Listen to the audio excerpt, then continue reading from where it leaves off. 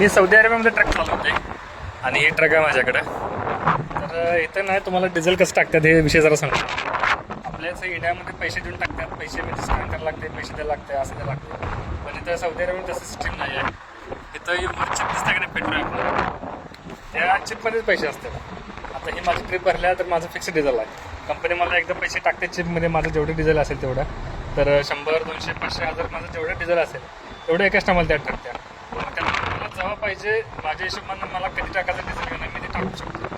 आपल्याला असं नाही की कंपनीमध्ये जावा पंपावर तिथनं मग ते मला कुठे बी देणार, मग त्याला थांबा हे करा ते करा, तसं काय सुद्धा विषय नाही. तर एक नंबर काम आहे सौदी डायरेक्ट चिपमध्ये पंपात डिझेल टाकणार होतं मी. आणि डिझेलचा रेट पण कमी आहे, 1.80 म्हणजे जवळजवळ फक्त 40 ते 45 रुपयाचा रेट आहे इथं डिझेल. आपल्या इंडियामध्ये चालू आहे 90 रुपये, 95 रुपये, कुठं कुठं चालू आहे 98 रुपये.